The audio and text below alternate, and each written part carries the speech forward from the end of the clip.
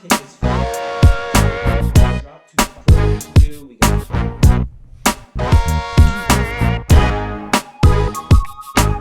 back up. Welcome back, Chicago. Here we go. We're going to get into it this week. So we're going to start with our warm-up. We have 2 rounds of 10 reach overs. Reach over is the new warm-up. We're going to go ahead and have Blaine demonstrate while I explain what we do.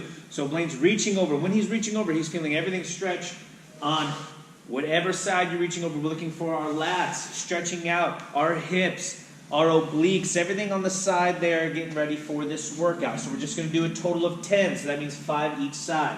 Then we're going to go into 10 sun gods. For sun gods, we're looking for posterior chain. And posterior chain just means everything in back. So we're looking to stretch out hamstrings, lower back. And while we're reaching up like Blaine is doing, thinking reaching to the sky, trying to warm up our shoulders and our shoulder girdle, everything in that area. We're also going to do just these 10 sun gods. So we have 2 rounds of those warm-ups. Then we're going to get right into the nitty-gritty. We have 4 rounds. We have deficit push-ups for our first exercise. Now, deficit push-ups, we can use chairs like we're about to show you right here. We can use a set of dumbbells. We can use a stack of books. Anything you can use to get to a deficit when you do these push-ups, right? So anything you can use that's going to have your chest go lower than your hands as you come down, like Blaine is showing you right here. With these push-ups, we're going to be doing 15. Now remember, the lower you go on these deficit push-ups, hence the closer you get to the ground, the harder they're going to be. The further away you get from the ground, like using bar stools or chairs, the easier it's going to be. So you can go ahead and regulate your skill level depending on whichever things or items you use for your deficit push-ups. After our 15 deficit push-ups, we're going to go into 20 hollow rocks. 20 hollow rocks. Hollow rocks, remember, is a core exercise. We want to feel it in our midsection. So Blaine's going to go ahead and show us. Remember, this is like rocking the boat. We're a boat, right? We have our feet up, our hands are up, our feet are pointed, and we're just going to rock back and forth. Squeezing our stomach, squeezing those abdominal muscles, trying to keep everything tight the whole time while we're rocking back and forth. As you can see, these are tough. Look at Blaine Winsing, and he's a tough guy.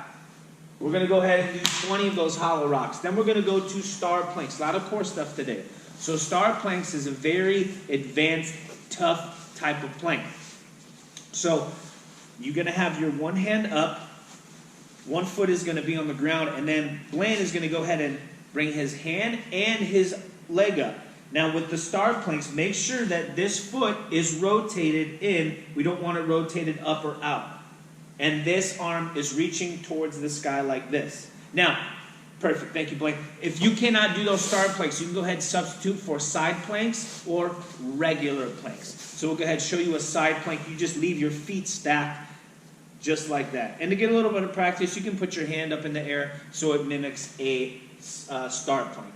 So whichever you do, a side plank or a star plank, we're going to go ahead and do 25 seconds on each side. Then after that, we have something called quadruped hip extensions. Very similar to bird dogs, which is something we've done before, but we're leaving our hands out of this, and we're focusing more on glute and hamstring activation. So as you notice, Blaine's coming up. He's really getting that heel up there like he's kicking back. Kick that heel up towards the ceiling to activate more of your hamstrings, and make sure that your foot stays in line. You don't want it to come out too wide, just like that. So we're going to be doing 20 on each leg, so 20 quadruped hip extensions on each leg.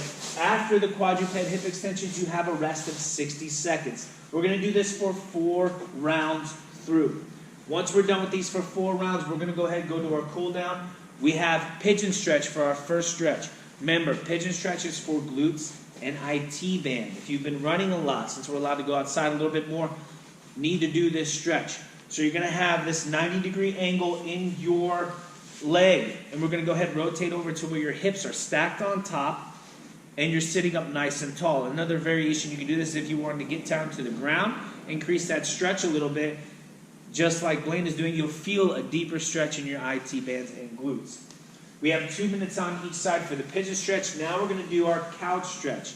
Now couch stretch is going to be painful for some of us, for a lot of us, and that's because we've been sitting so much. So with this couch stretch, the goal here is our quadriceps and our psoas, all these muscles in our hips, which makes up our pelvic girdle, are going to be really tight. And we're going to get a good stretch from the couch stretch. So Blaine's going to go ahead and put his foot up there. And he's going to think sitting up nice and tall. And we're going to be here for 2 minutes on each side. So while he's here, he's going to go ahead and try and push this hip forward a little bit more. And we're going to stretch this long muscle right here and some of these muscles in his pelvis or his hip.